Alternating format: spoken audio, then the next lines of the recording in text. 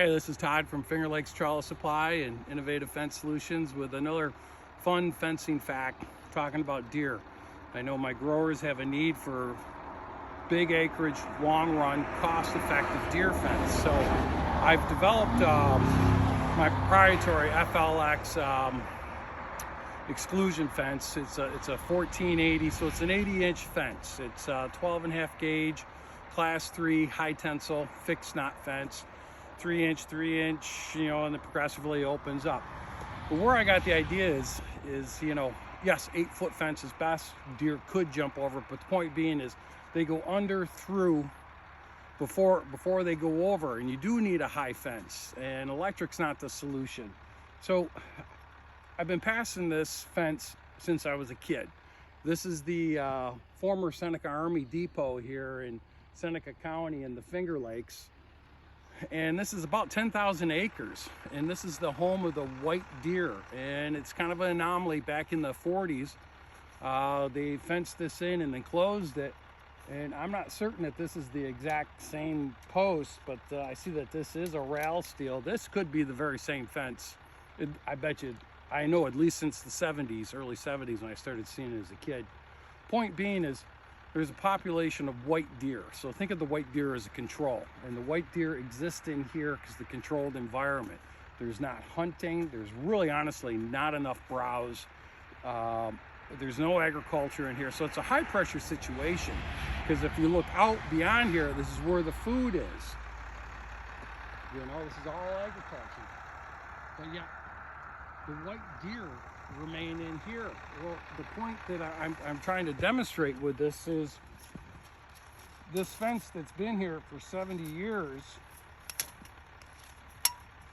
this top wire, it depends on where I push it down in the grass, but it's 75 inches, and I'm 6 foot tall with boots on. I shrink as I get older.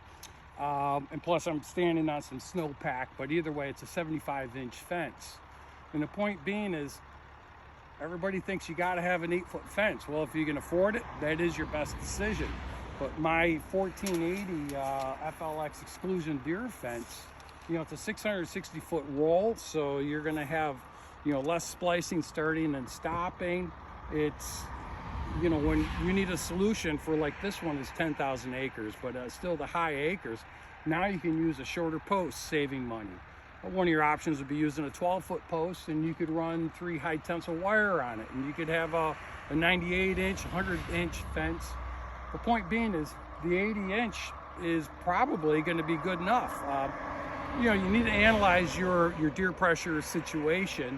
Like here, the conditions are, they're not jumping from a higher ground, but the pressure in here is insane, and there is a white deer population in here, not out here.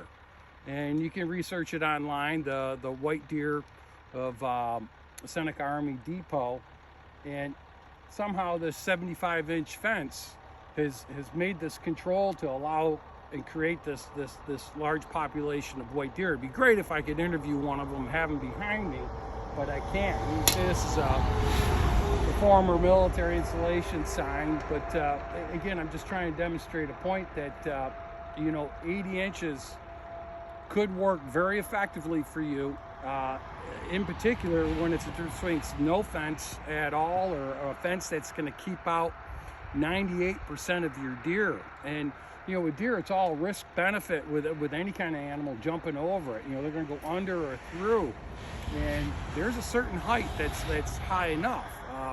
If the deer are starving, and there's some situations I always like to think of downtown Ithaca. You need a 10-foot fence in those areas, but not everybody's in that situation. If you're looking to enclose an orchard or a vineyard, I have a solution and a fence design made specially for me.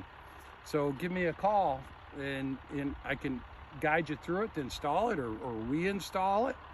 But back to just reiterate, the 75-inch fence has got to be working, or there wouldn't be this population of white-tailed deer that's only in here, not out there. So just another fun fencing fact from Todd at Fingerlakes Trellis Supply.